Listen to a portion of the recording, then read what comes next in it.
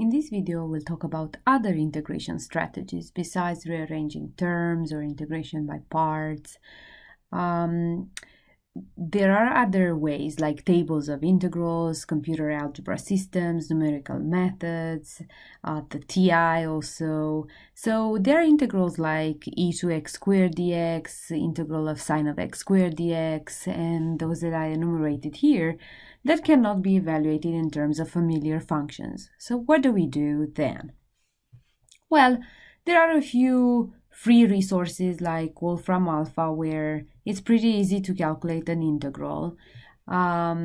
Again, I'm showing you these resources, but when you have to integrate and you have to use the antiderivative and you have to use the fundamental theorem of calculus, you are expected to do that mentally and putting the pencil on paper and not just using these strategies. These are good to check your answer, but don't count on them entirely.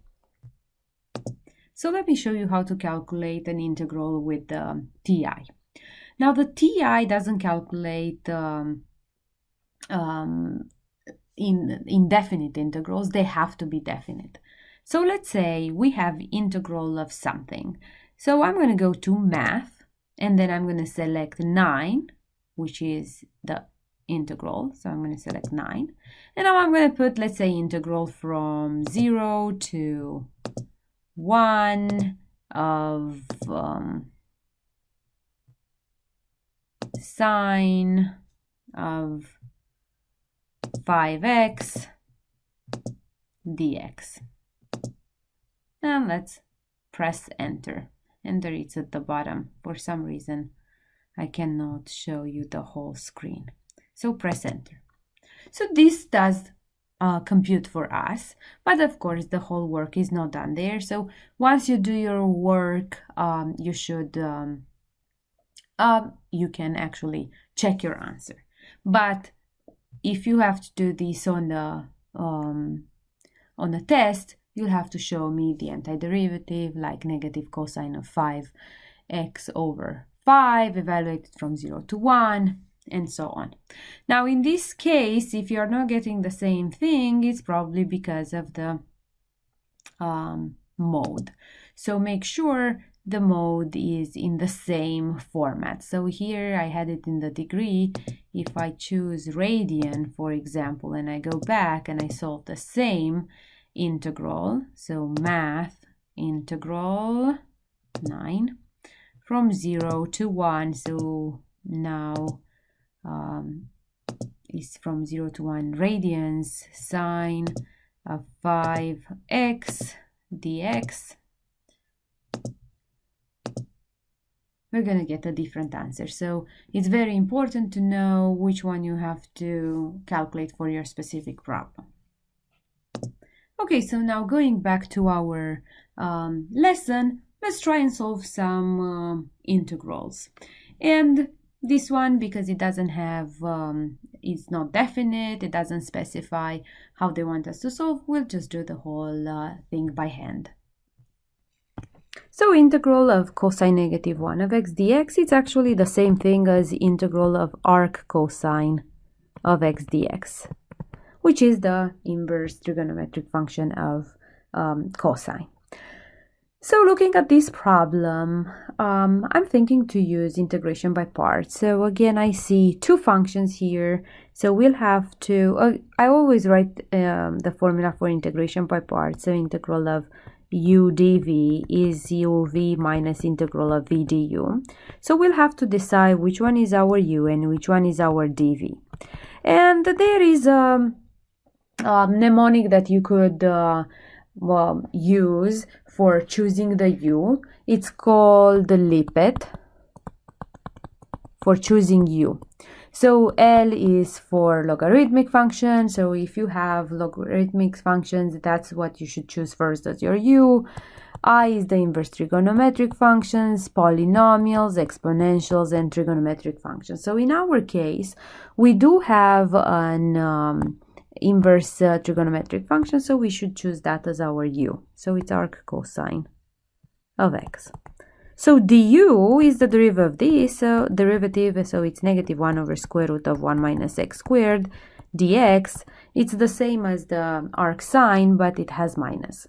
Now dv is the other function, so if I already use this one, the dv would be the dx, so then v would be x. So this is going to be equal to uv, so x arc cosine of x, or cosine negative 1, minus integral of v du. So minus 1 over square root of 1 minus x squared dx. So we end up with x arc cosine of x plus integral of x over square root of 1 minus x squared dx. And now we have to calculate this integral. And there are a few ways we can calculate it. For example, we can say u equals 1 minus x squared. So du is negative 2x dx. And at the top here, I would need, or I can say x dx, which is exactly the quantity that I see here. It's actually equal to negative du over 2. So we copy x arc cosine of x and then plus integral of, instead of x dx, we put negative 1 over 2 du over, and then square root of u, which I can actually put u to negative a half du, just so that it helps me with solving it.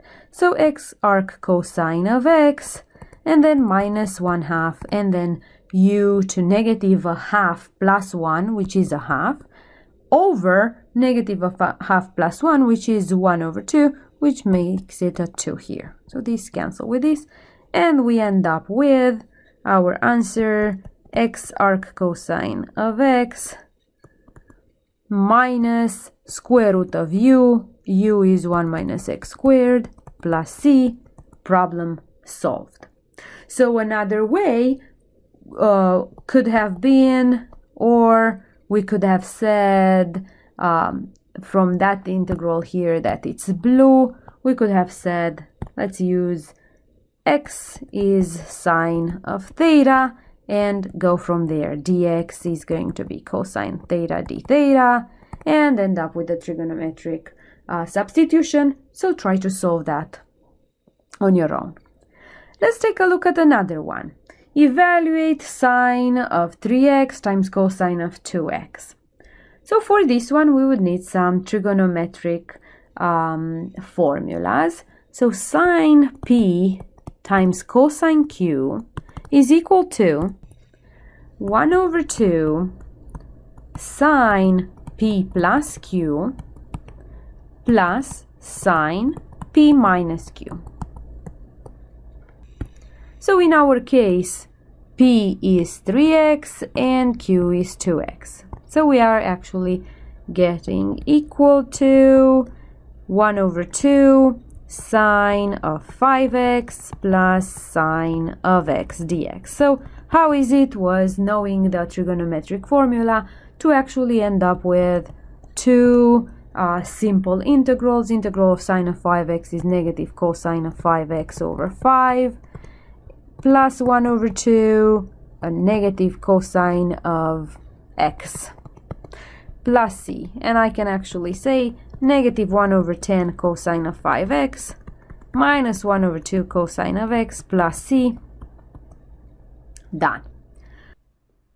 Another problem, evaluate integral of dx over square root of x squared plus 16. So we can use a substitution. X equals 4 tangent of theta, dx equals 4 secant squared of theta d theta.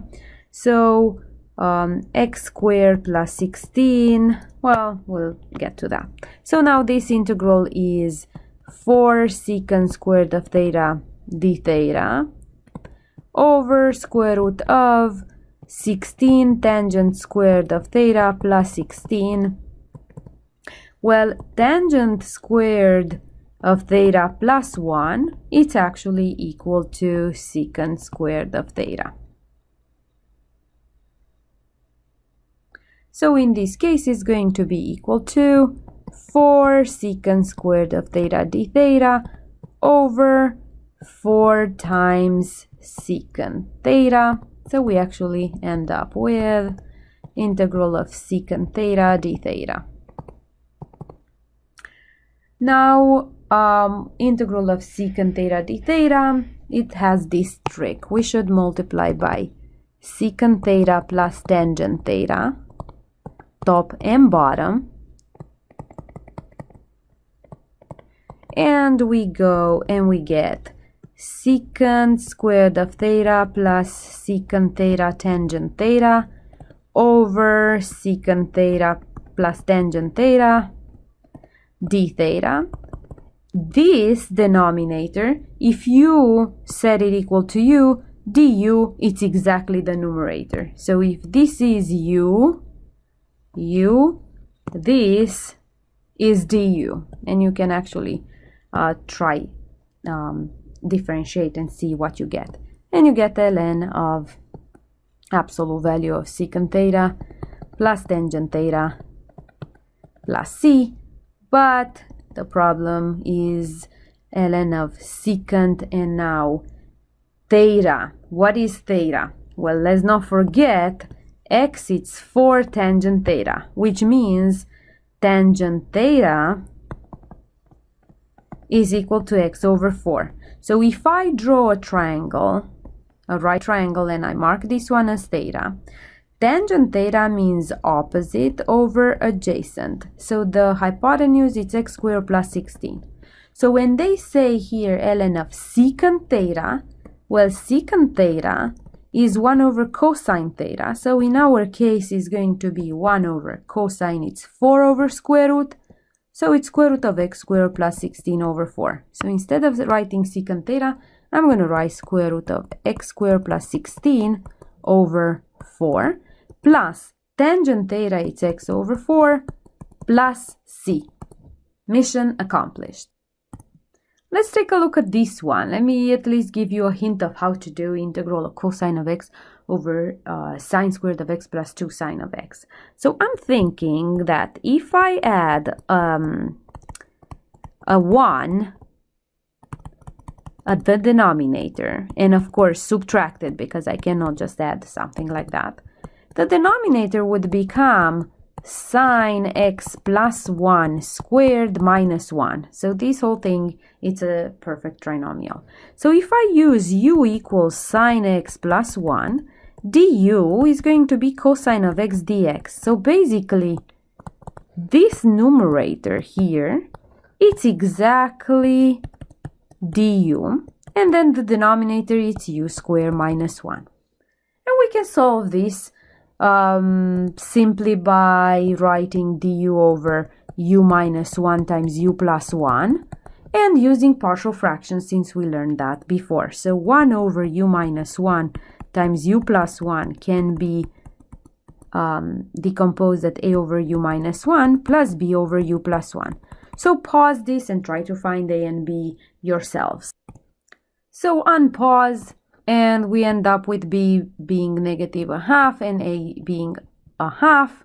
So then when we go back to calculate our integral that we had here and we replace them, we end up with negative a half ln of sine of absolute value of sine of x over sine of x plus 2. I hope this helps.